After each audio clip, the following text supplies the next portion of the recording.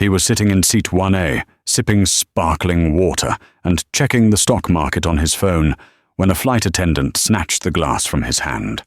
She didn't ask him to move. She told him he didn't belong there. Why? Because a man in a bespoke suit, who turned out to be nothing more than a mid-level manager with an ego problem, wanted his seat. They thought the man in the hoodie was a nobody. They thought they could humiliate him and toss him back to coach. But they didn't know that the nobody was Donovan Cross, the CIO of the holding company that owned the lease on every single plane in their fleet. He didn't just get mad. He made one phone call that didn't just ground the plane, it grounded the entire airline. The air inside the cabin of Flight 492 was stale, recycled, and carried the faint, synthetic scent of industrial cleaner, masked by cheap air freshener. It was a humid Tuesday in Atlanta, and the tarmac shimmered under a relentless sun, baking the aluminum hull of the sky-high Airlines Boeing 737. Donovan Cross adjusted the cuffs of his oversized charcoal hoodie and leaned back into the plush leather of seat 1A. He was exhausted. It had been a 72-hour sprint of negotiations in Tokyo, followed by a red-eye to Los Angeles, and finally, this connecting flight to New York. He wasn't dressed like the man who had just closed a $4 billion merger. He was dressed like a man who wanted to sleep. His sweatpants were designer, but they looked worn. His sneakers were rare vintage Jordans, but to the untrained eye, they were just old gym shoes. He closed his eyes, listening to the dull roar of the auxiliary power unit humming beneath the floorboards. He needed this quiet. He needed the 3 hours of peace before he landed in JFK and had to face the board of directors at Vertex Holdings. "Excuse me." The voice was sharp, nasal, and dripping with an entitlement that instantly set Donovan's teeth on edge. He didn't open his eyes immediately, hoping the person was talking to someone else.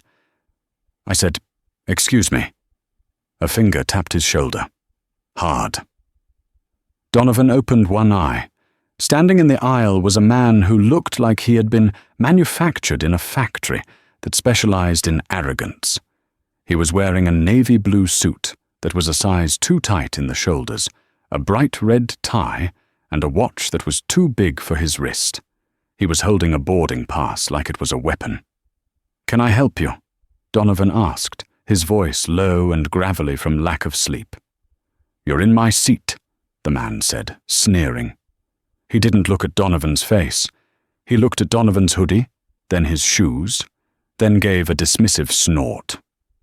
Donovan sighed and pulled his own boarding pass out of his pocket.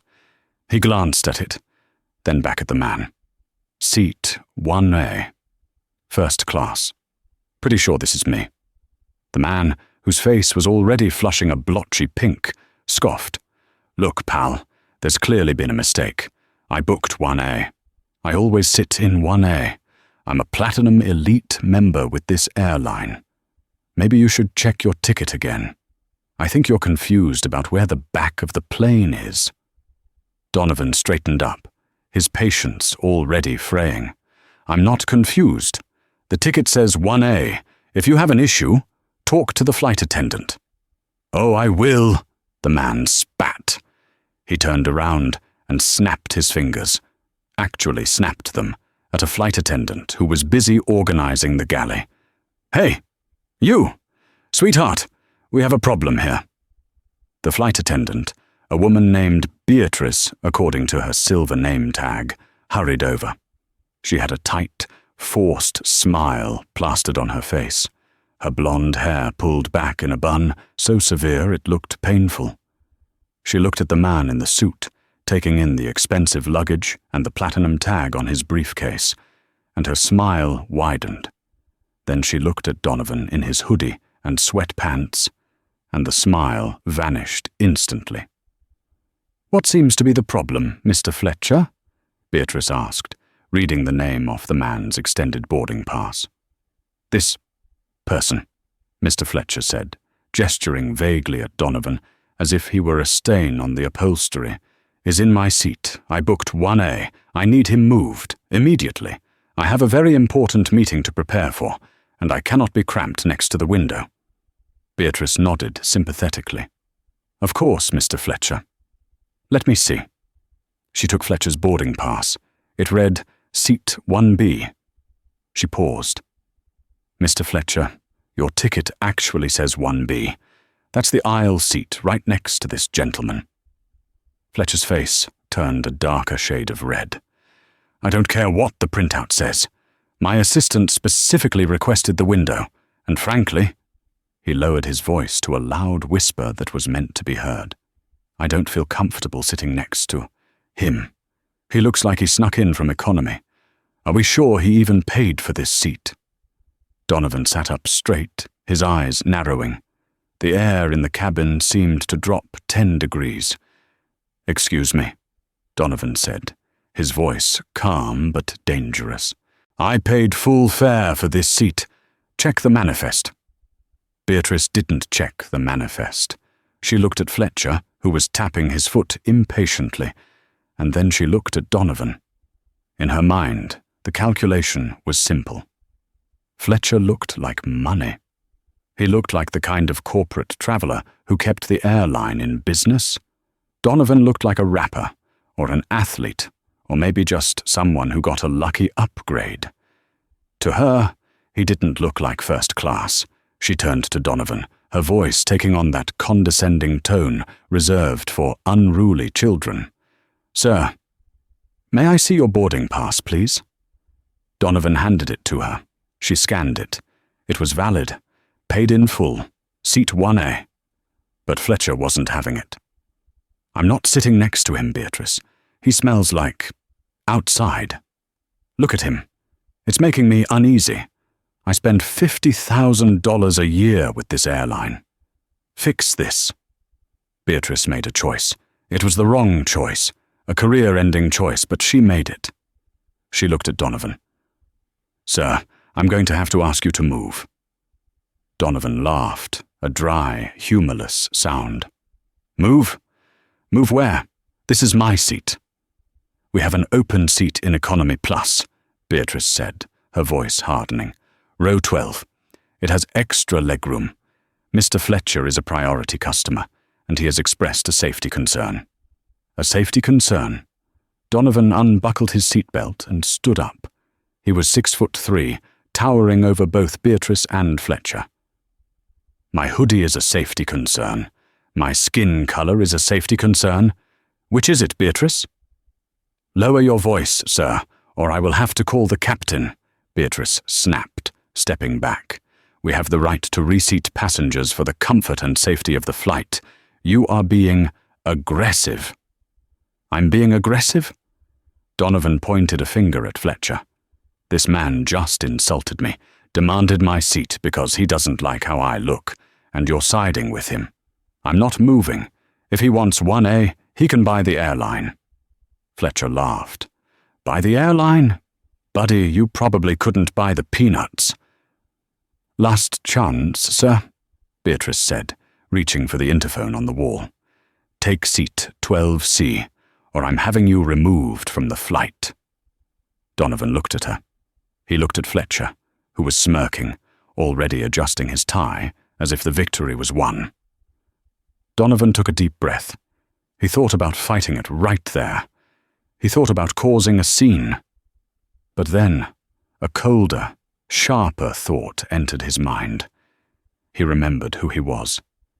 He remembered what was in his briefcase in the overhead bin. Fine, Donovan said softly. You want me off the plane? I'll get off the plane. But I'm not taking 12C. I'm deplaning. Good, Fletcher said. Don't let the door hit you. Beatrice looked relieved. I can arrange a refund for the difference in fare. I don't want a refund, Donovan said, grabbing his leather messenger bag from the overhead bin. The bag was made of Italian leather, worth more than Beatrice's car, but she didn't notice. I want you to remember this moment, Beatrice, and you, Mr. Fletcher. Remember that you wanted this seat. Donovan walked past them, down the narrow aisle of first class, past the curious eyes of the other passengers who had watched the exchange in silence. He walked out the cabin door and onto the jet bridge. He didn't scream. He didn't shout. He just walked up the ramp, back into the terminal, and found a quiet corner near the gate agent's desk. He pulled out his phone. He didn't call customer service. He didn't call his lawyer. He dialed a private number. It rang twice. "Mr. Cross?" a voice answered. It was Gavin Pierce, the VP of Operations for Vertex Holdings. "Gavin," Donovan said, his voice terrifyingly calm. "Pull up the contract for Sky High Airlines, specifically the leasing agreement for their 737 fleet." "I have it right here, sir. Is there a problem?" "Yes," Donovan said, watching through the glass as the ground crew loaded luggage onto the plane he had just been kicked off of. "They just violated the morality and non-discrimination clause of our leasing agreement. Section 4, Paragraph 2. I want to execute the termination clause, effective immediately." There was a silence on the other end of the line. "Sir, that's 40 aircraft. If we terminate the lease, they lose their insurance immediately. They can't fly. It will ground their entire eastern seaboard operations." "I know," Donovan said. "Do it. Ground them. Every single one." Inside the cockpit of Flight 49I2, Captain James O'Connell was running through his pre-flight checklist. The engines were spooling, the fuel levels were checked, and the flight plan to New York was locked in. He was looking forward to this flight. The weather was clear, and he was scheduled for a long weekend off once they landed. "Tower, this is Sky High 492. Ready for pushback," O'Connell said into his headset. "Sky High 492. Hold position." The air traffic control voice crackled back. "We have a flag on your tail number." O'Connell frowned. "Say again, Tower." "We are green across the board." "Negative. 492. We just received a priority notice from the FAA database. Your aircraft's registration has been suspended. The owner of the aircraft has revoked the operating lease. You are not cleared for departure. Shut down engines immediately." O'Connell blinked. He looked at his co-pilot, a young man named Rick, whose face had gone pale. "Did I hear that right? Revoked lease?" "Captain," Rick said, pointing at the ASAR's screen, the digital communication system used by airlines. A message was flashing in bright red text. "System alert. Critical failure. Asset repossession initiated. All Sky High Airlines flights operating Vertex leased aircraft must ground immediately. Insurance void." "What on earth?" O'Connell muttered. He grabbed the radio. "Tower, this has to be a glitch. We have passengers loaded. We are 5 minutes from takeoff." "Captain, if you move that plane an inch, you are violating federal aviation law. The aircraft is no longer insured. A tug is on its way to tow you back to the gate. Do not start engines." O'Connell slammed his hand on the dashboard. "Beatrice!" he yelled into the cabin intercom. "Get in here." Back in the cabin, Beatrice was just pouring a glass of champagne for Mr. Fletcher, who was happily settled into seat 1A, stretching his legs out. "Finally," Fletcher sighed, taking the glass. "Some peace and quiet without the riffraff. You handled that beautifully, sweetheart." "Just doing my job, Mr. Fletcher," Beatrice said, beaming. She felt powerful. She had protected the comfort of a high-value client. Suddenly, the plane shuddered.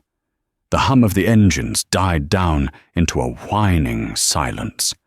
The lights flickered and switched to battery power. "Ladies and gentlemen," Captain O'Connell's voice boomed over the PA system, sounding angry and confused. "I apologize for the inconvenience, but we have been ordered by air traffic control to return to the gate. We have a legal issue regarding the aircraft." A groan went up through the cabin. "Legal issue?" Fletcher scoffed. "Probably some paperwork error. Incompetence everywhere these days." Beatrice's phone in her apron pocket buzzed. It was a text from the other flight attendant in the back. "Did you hear? The pilot is saying the plane was repoed? Is that even possible?" The plane lurched as the tug connected to the front landing gear and began to push them back, not toward the runway, but back toward the terminal. Meanwhile, inside the terminal, Donovan Cross was still standing by the window. He hadn't moved. He watched the massive Boeing 737 being dragged back to the gate like a naughty child. His phone buzzed. It was Gavin. "It's done, sir. We've sent the formal notice to Sky High's corporate headquarters in Chicago. We've also notified the FAA, since Vertex owns the engines and the airframes, and they are currently in breach of contract for discriminatory practices against a board member of the holding company. Well, they are technically flying stolen property if they take off." "Good," Donovan said. "Sir, the CEO of Sky High, Mr. Henderson, is on the other line. He's screaming. He wants to know what's going on. He says 3 flights in Miami and 2 in Dallas just got grounded too. He's losing about $100,000 a minute." "Patch him through," Donovan said. There was a click, and then a frantic voice exploded in Donovan's ear. "Who is this? This is Gerald Henderson. You can't just shut down my airline. Do you have any idea who I am? We have a contract. I'll sue you for every penny you have." "Mr. Henderson," Donovan said, his voice cutting through the noise like a razor blade. "This is Donovan Cross." There was a pause, a long, heavy silence. "Mr. Cross?" Henderson's voice dropped an octave. "Wait, Donovan Cross of Vertex? Sir, I didn't know you were personally involved. There must be a misunderstanding. Why have you revoked our fleet access?" "I'm currently standing at Gate B12 in Atlanta," Donovan said. "I was just removed from Flight 492. Your flight attendant, a woman named Beatrice, and a passenger named Gavin Fletcher decided that I didn't look like I belonged in first class, despite having a valid ticket. I was told my presence was a safety concern." "Oh my God," Henderson whispered. "I don't tolerate discrimination, Gerald, and I certainly don't tolerate my own companies facilitating it. You have 10 minutes to fix this, or I make the grounding permanent. And if I do that, Sky High ceases to exist by tomorrow morning. I'll handle it. I'll handle it right now. Please, Mr. Cross, don't hang up." "I'll be waiting," Donovan said. He hung up and sat down on one of the plastic waiting chairs. He crossed his legs, opened his laptop, and waited for the show to begin. The atmosphere inside Flight 492 had shifted from annoyance to a suffocating tension. The air conditioning had cut out when the engines were killed, and the humid Atlanta heat was beginning to seep through the cabin walls, making the air thick and heavy. Beatrice wiped a bead of sweat from her forehead, her hands trembling slightly as she held the empty champagne bottle. She tried to maintain her composure, the practiced smile of a 10-year veteran, but her eyes darted nervously toward the cockpit door. The captain had been on the radio for 10 minutes, shouting. She could hear him through the reinforced door, muffled words like liability, repossession, and insanity. In Seat 1A, Preston Fletcher was growing restless. The novelty of his victory over the man in the hoodie had worn off, replaced by the irritation of delay. He tapped his luxury watch, huffing loudly enough for the entire first-class cabin to hear. "Unbelievable," Fletcher muttered, looking around for validation. "First they let riffraff in here. Now they can't even get the plane off the ground. Hey, you!" "Beatrice." Beatrice flinched. "Yes, Mr. Fletcher." "What is the hold-up?" The captain said, "Legal issues." "What does that mean? Did they forget to pay a parking ticket?" He laughed at his own joke, looking around at the other passengers. A few offered nervous, polite smiles, but most were checking their phones, frowning at the lack of signal or updates. "I'm sure it's just a minor administrative error, Mr. Fletcher," Beatrice lied, her voice cracking. We should be underway shortly. But she knew it wasn't minor. She had seen the red text on the flight computer. Asset repossession. It was a phrase she had only heard in training nightmares, usually involving bankrupt airlines in third-world countries, not a major domestic carrier like Sky High. Suddenly, the main cabin door hissed and popped open. The jet bridge had been reconnected. A collective groan went up from the passengers in economy. "Folks," the captain's voice came over the intercom, sounding defeated. "We have been ordered to deplane. All passengers must take their carry-on items and exit the aircraft immediately. The flight has been cancelled." "Cancelled!" Fletcher roared, unbuckling his seatbelt and standing up so fast he knocked his champagne glass onto the floor. It didn't break, but it rolled under the seat where Donovan had been sitting. "This is unacceptable. I have a meeting in New York at 5 p.m. Do you know how much money is on the line?" Beatrice was backing away, her training abandoning her. "Sir, please, just follow the captain's orders." "I'm not going anywhere until I get an answer," Fletcher shouted, grabbing his briefcase. "Where is that supervisor? I want to speak to the person in charge." He stormed toward the exit, pushing past a bewildered elderly couple. Beatrice followed him, mostly because she wanted to get off the stifling plane herself.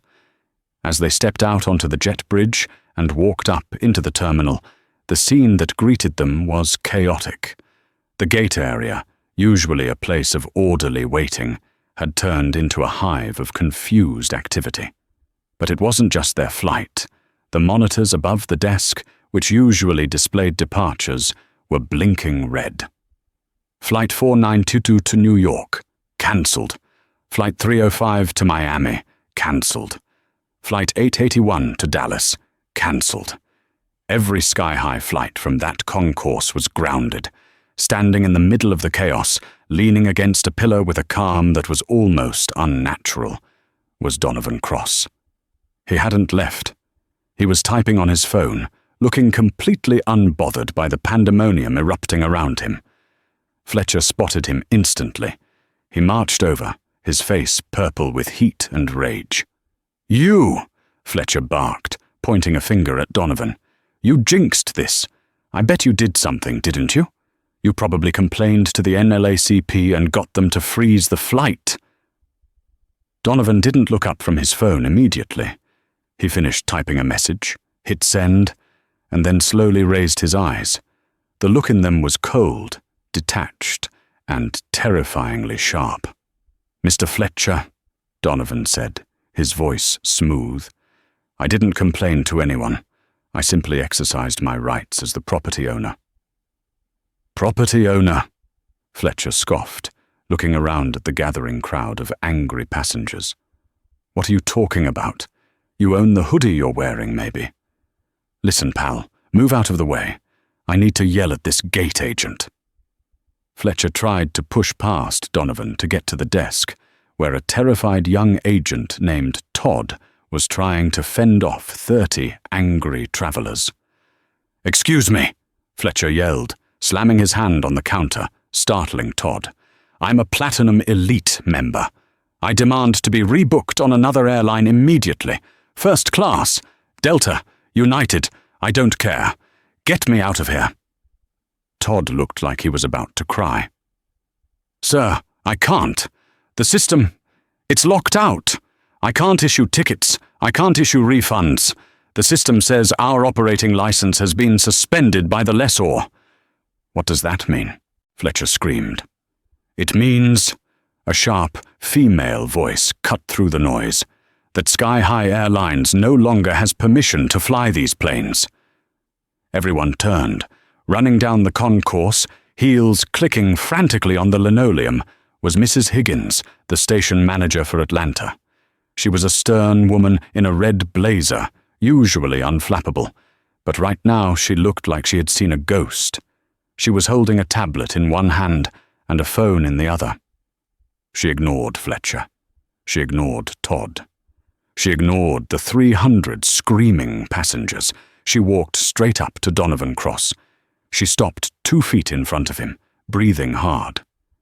She looked at the picture on her tablet, a corporate headshot from a business magazine, and then up at the man in the hoodie. The realization hit her like a physical blow. Her face drained of all color. Mr. Cross?" she whispered. Donovan locked his phone and slipped it into his pocket. "Mrs. Higgins, I presume?" "Yes, sir," she stammered. I just got a call from Mr. Henderson in Chicago. He told me you were at gate B12. "I am," Donovan said.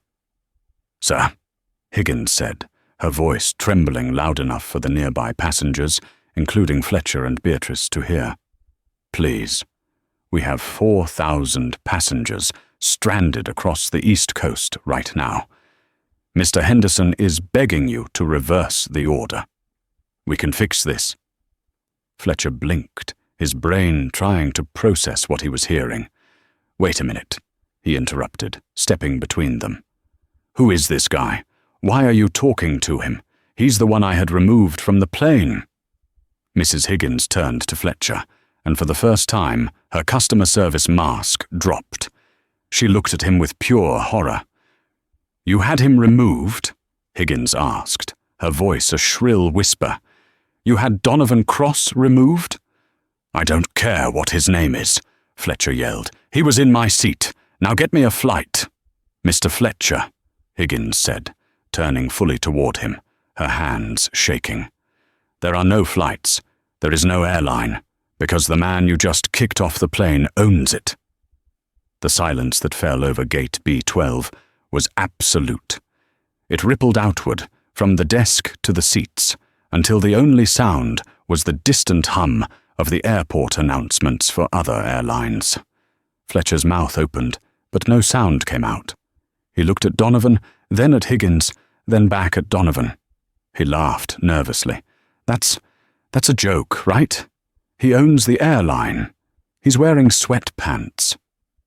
"I don't own the airline," Donovan corrected gently, stepping off the wall. He walked toward the counter, his movements deliberate and commanding. The crowd parted for him instinctively. "I own Vertex Holdings. We are a private equity firm. We own the leasing company that provides Sky High with their 737s. We own the engines. We own the maintenance contracts. And technically right now, we own the jet bridge you're standing on." Donovan turned his gaze to Beatrice, who was standing behind the counter, shrinking into the corner. She looked like she wanted to melt into the floor. "Beatrice," Donovan said. She jumped. Yes?" "You cited safety concerns when you removed me. You said my presence made Mr. Fletcher uncomfortable. Is that correct?" Beatrice opened her mouth, but the words stuck in her throat. She looked at Mrs. Higgins, pleading for help, but the station manager was staring at her with a look of absolute fury. I was just following protocol, sir," Beatrice stammered. "Mr. Fletcher is a platinum member. I thought—" "You thought the man in the suit was important," Donovan finished for her. "And the man in the hoodie was disposable. You made a value judgment based on appearance, and in doing so, you violated the non-discrimination clause of your company's lease agreement with Vertex." Donovan pulled a folded piece of paper from his back pocket. Not a legal document, just his original boarding pass. He placed it gently on the counter. "I gave you a chance, Beatrice. I told you it was my seat. I offered to stay. You threatened to call the police." "I'm sorry," Beatrice whispered, tears welling up in her eyes. "I'm so sorry, sir. I didn't know." "That's the problem," Donovan said, his voice hardening. "You shouldn't have to know who I am to treat me with basic dignity. If I were a janitor, would it have been okay to treat me like trash? If I were a student, would it have been okay to humiliate me?" "Hey, look," Fletcher interjected, trying to regain some ground. He adjusted his suit jacket, puffing out his chest. "Let's not get dramatic here. It was a misunderstanding. I'm a businessman. You're a businessman. Let's work this out. How much do you want? I can write you a check right now for the inconvenience. $5,000? 10? Donovan turned to Fletcher slowly. The look of amusement on his face was gone. Mr. Fletcher, do you know what I was doing in Tokyo? Buying anime? Fletcher sneered, though his voice wavered. I was acquiring a lithium mine to secure the supply chain for a new electric vehicle battery division. The deal was worth $4 billion. My time is billed at roughly $10,000 a minute. We have been standing here for 20 minutes. You owe me $200,000 just for this conversation. Fletcher choked. But I don't want your money, Donovan continued. I want you to understand how power actually works. You think power is a shiny suit and a loud voice. You think it's snapping your fingers at service workers. That's not power. That's insecurity. Donovan turned back to Mrs. Higgins. Is Gerald Henderson on the line? Yes, Higgins said, holding out the phone. He's on speaker. Gerald? Donovan asked.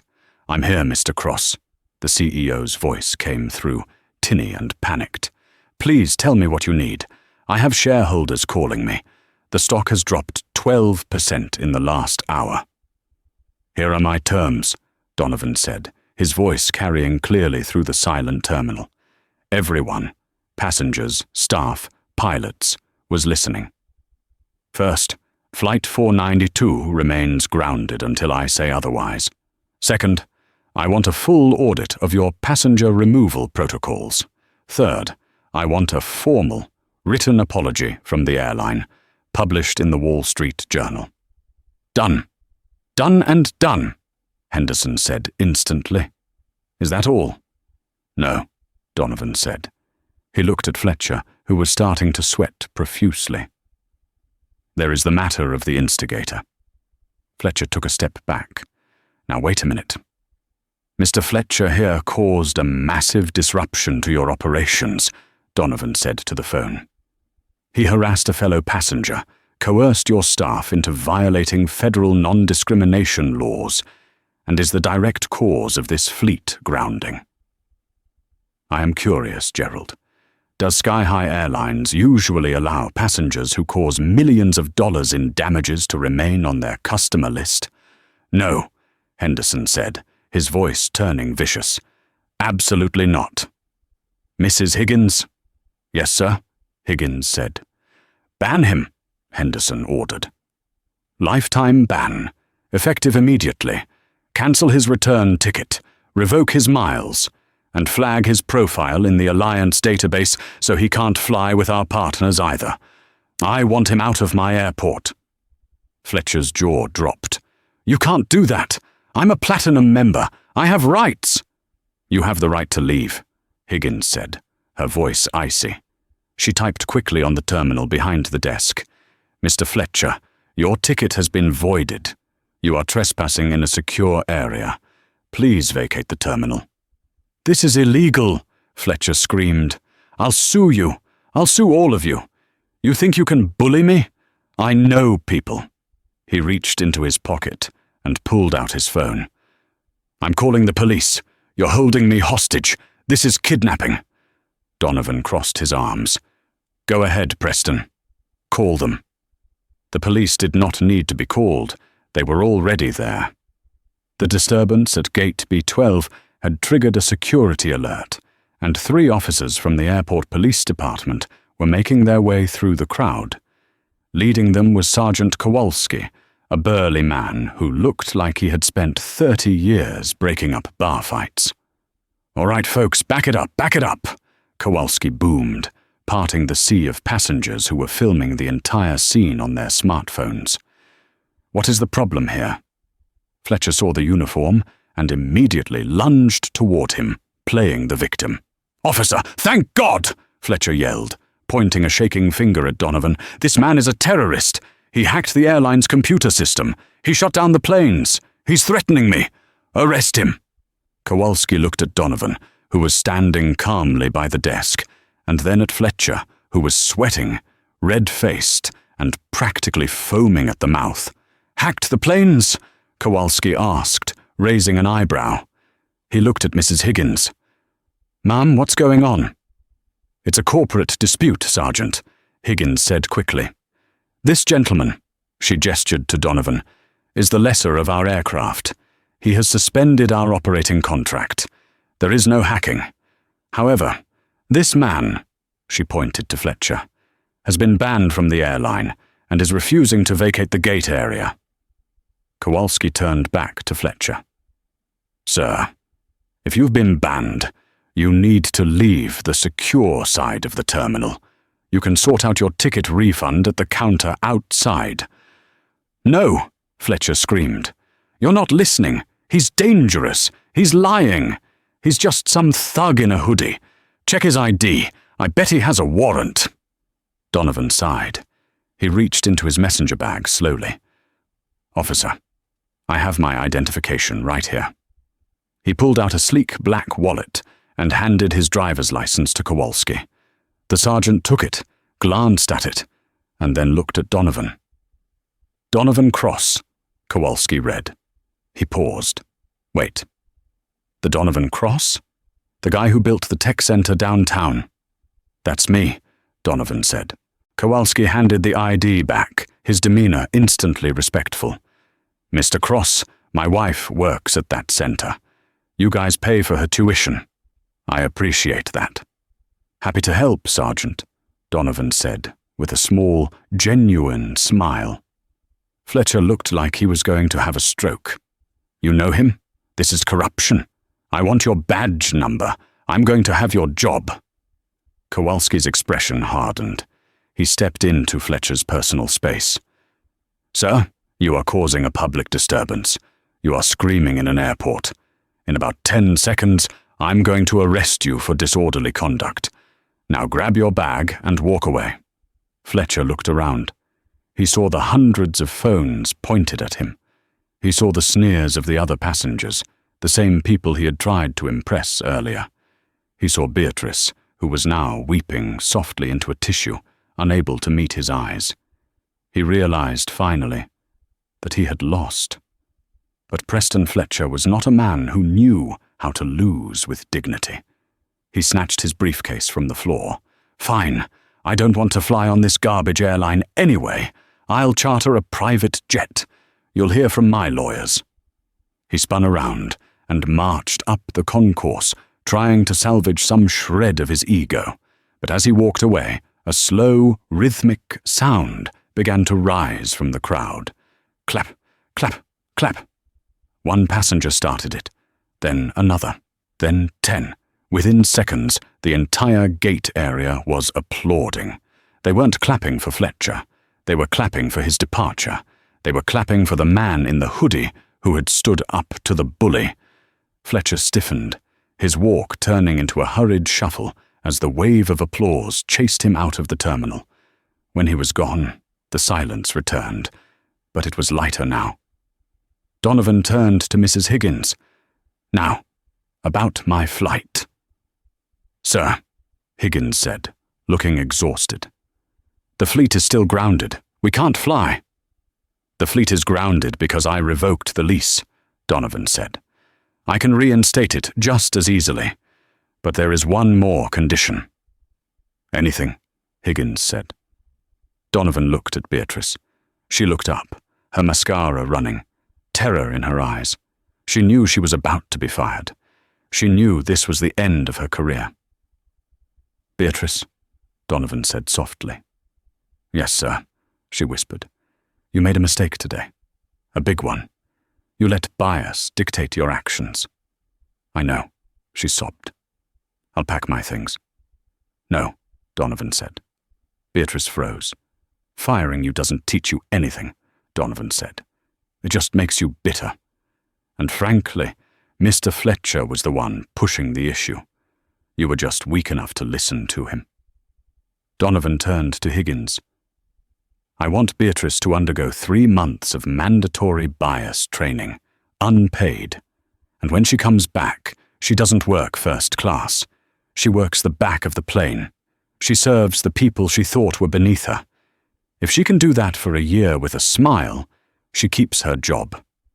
If not, she's gone. Beatrice looked at him, stunned. It was a punishment, yes, but it was also a mercy she didn't deserve. "Thank you," she breathed. "Thank you, sir." Donovan pulled out his phone and dialed Gavin Pierce. "Gavin, sir, reinstate the insurance. Unfreeze the fleet. Let them fly." "Copy that, sir. Lifting the lock now." Donovan hung up and looked at the crowd of passengers. "Ladies and gentlemen, I apologize for the delay. We should be boarding shortly." The cheer that went up was deafening, but the story wasn't over. Because while Donovan had settled things at the airport, the internet had just woken up. The videos of the confrontation were already viral, and Preston Fletcher was about to find out that the airport was the least of his problems. Preston Fletcher didn't take a private jet. He couldn't find one available on such short notice that would take him. Instead, he had to rent a car, a generic mid-sized sedan because the luxury rentals were sold out, and drive the 13 hours from Atlanta to New York City. He spent the entire drive seething. In the quiet isolation of the car, his mind replayed the events at the airport, twisting them until he was the victim. He was the one who had been inconvenienced. He was the one who had been humiliated by a power-tripping billionaire. He convinced himself that once he got back to his office at Apex Global Logistics, where he was the senior vice president of sales, he would unleash his legal team. He would sue Sky High Airlines into bankruptcy. He would sue Donovan Cross for defamation. He arrived in Manhattan at 3:00 a.m. on Wednesday, exhausted, stiff, and angry. He went straight to his penthouse, poured himself a scotch, and finally turned his phone back on. He had kept it off during the drive to avoid the noise. As the screen illuminated, it didn't just buzz, it vibrated continuously, a solid block of notifications that nearly shook the device out of his hand. 142 missed calls, 3,500 plus. Text messages, and a notification from Twitter, X, that simply said, "You are trending." Fletcher frowned and opened the app. The #1 trending topic in the United States wasn't politics, it wasn't sports. It was the seat thief. He tapped the hashtag. The first video was from a passenger in row 2. It showed the entire interaction perfectly. The angle was unflattering, highlighting Fletcher's double chin as he sneered at Donovan. The audio was crystal clear. "I don't feel comfortable sitting next to him. He looks like he snuck in from economy." The video had 45 million views in 6 hours, but it wasn't just the video, it was the commentary. People had already identified him. His name, his title, his company, his LinkedIn profile. It was all there. Justice Warrior. This guy is Preston Fletcher, VP at Apex Global. Hey, Apex Global, is this who you want representing your brand? Travel boss. Imagine kicking off Donovan Cross. That's like kicking Michael Jordan off a basketball court because you don't like his sneakers. The audacity. Stock Watcher.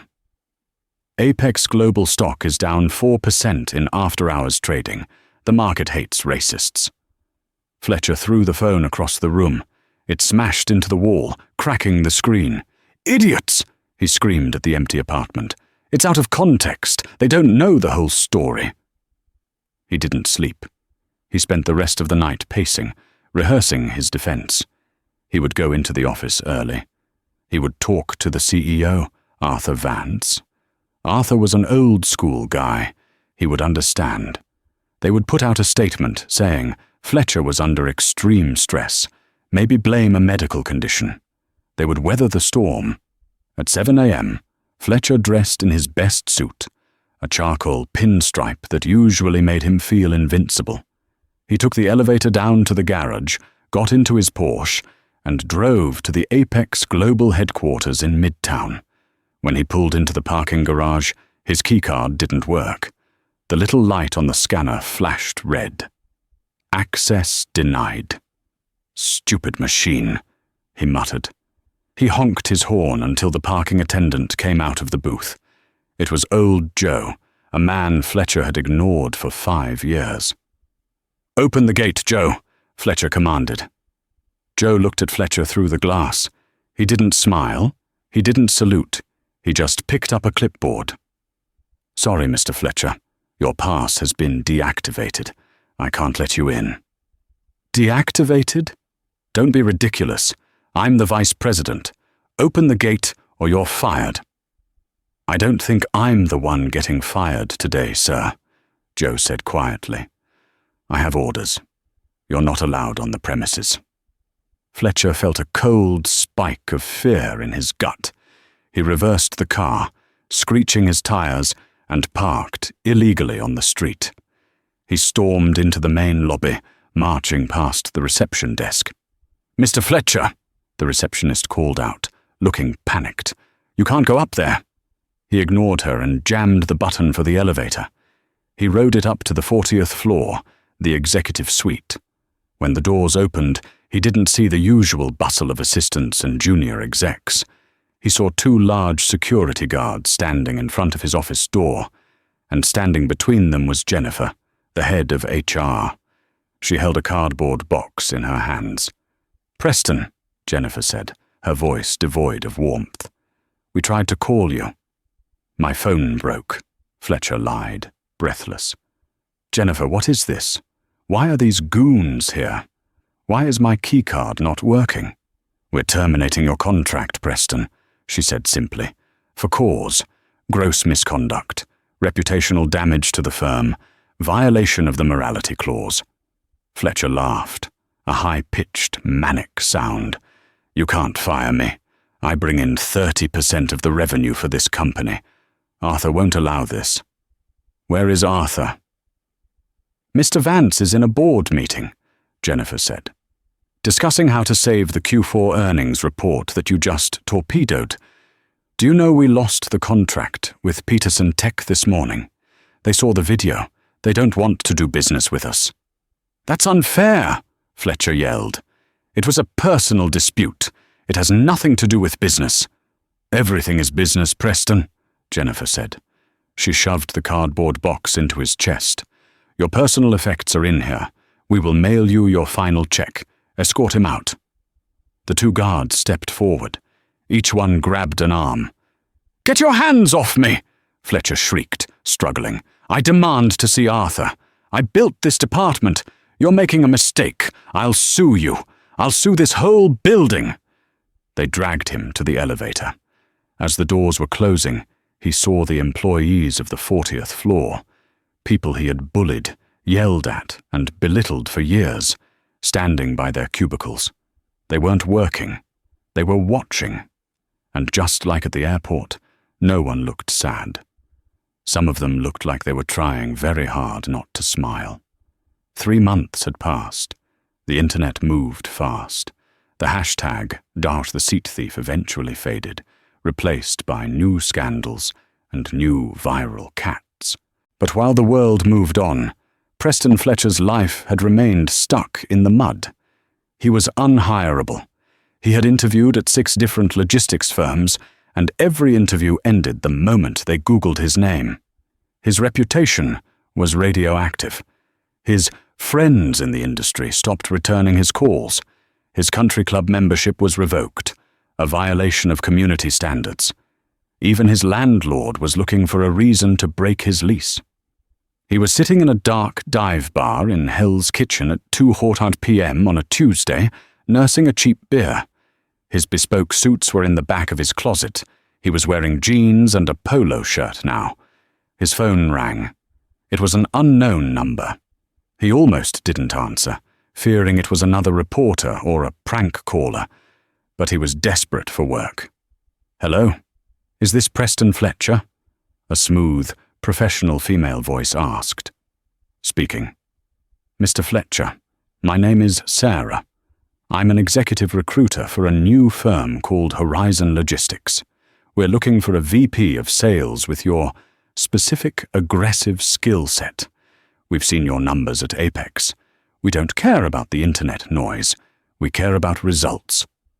Fletcher sat up straight, his heart pounding.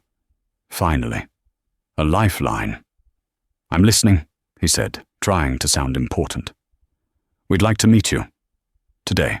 Can you come to One World Trade Center, 55th floor?" "I can be there in 30 minutes, Fletcher said. He rushed home, changed into his last clean suit, and raced downtown. He felt the old confidence returning. Horizon Logistics.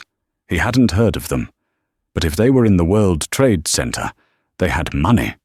He would get the job. He would rebuild. He would show them all. He arrived at the 55th floor. The office was sleek, modern, and mostly glass. A receptionist led him into a massive corner conference room with a view of the entire city. "The CEO will be with you shortly," she said, closing the door. Fletcher sat at the head of the long mahogany table. He smoothed his tie. He rehearsed his pitch. "I'm a closer. I get things done." The door handle turned. Fletcher stood up, putting on his best winning smile, extending his hand. "Mr. Fletcher, thank you for The words died in his mouth. The man walking through the door wasn't a stranger. He was tall. He was wearing a black turtleneck and a grey blazer. He had a calm, terrifyingly familiar demeanor. It was Donovan Cross. Fletcher froze. His hand hung in the air, trembling. "You," Fletcher whispered. "What are you doing here?" Donovan didn't shake his hand. He walked to the other end of the table and sat down, gesturing for Fletcher to sit. "Please, Preston. Sit." Fletcher sank into the chair, his legs feeling like jelly. Is this a joke? Are you Horizon Logistics?" "Horizon is a shell company," Donovan said comfortably. "Fully owned by Vertex Holdings. I bought the lease on this floor last week." "So you brought me here to mock me?" Fletcher's face reddened. "Haven't you done enough? You cost me my job. You ruined my reputation. What more do you want?" "Blood?" Donovan folded his hands on the table. "I didn't cost you your job, Preston. Your character did. I just turned on the light so everyone could see it. Then why am I here?" "Because," Donovan said, sliding a thin file folder across the long table. "I have a business proposition." Fletcher hesitated, then reached for the folder. He opened it. Inside was a contract. "You want to hire me?" Fletcher asked, baffled. "Read the job title," Donovan said. Fletcher looked down. Role, Junior Logistics Coordinator. Salary, $35,000 per year. Reporting to Beatrice Simmons. Fletcher looked up, his eyes wide. "Beatrice? The flight attendant?" "The very same," Donovan smiled. After her suspension, she decided she wanted a career change. I offered to pay for her schooling in supply chain management. She's brilliant, actually. She just needed a chance. She runs the logistics division for my new East Coast shipping hub.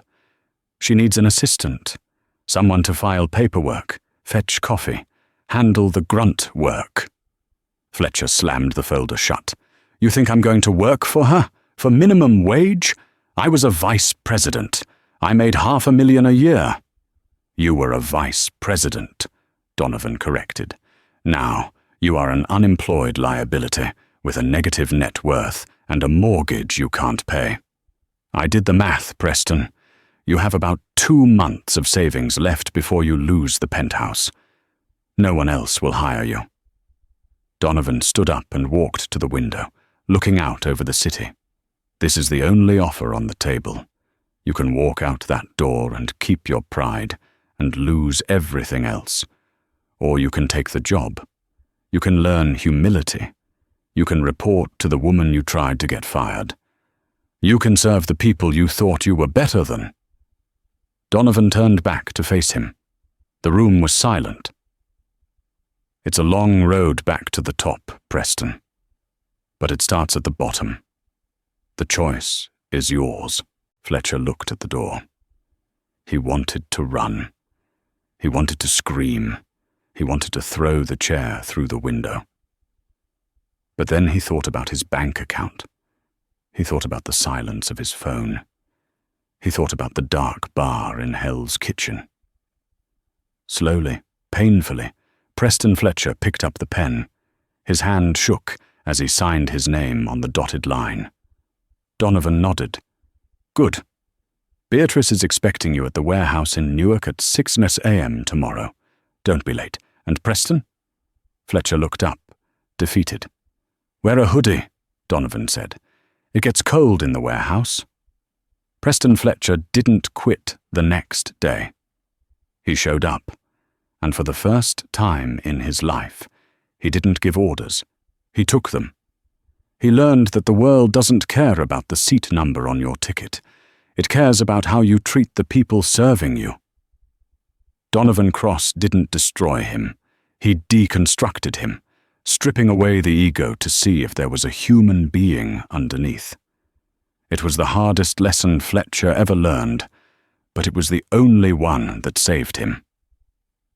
The moral of the story is simple.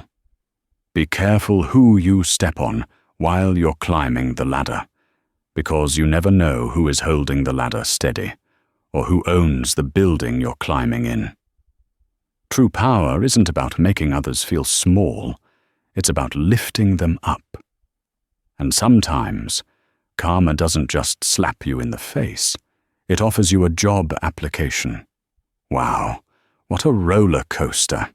If you enjoyed this story of instant karma and the ultimate humble pie, please destroy that like button. Do you think Donovan went too far, or did Preston get exactly what he deserved? Let me know in the comments below. I read every single one. And if you want more stories about justice, revenge, and unexpected twists, make sure to hit that subscribe button and ring the bell so you never miss an upload. Thanks for watching, and I'll see you in the next story.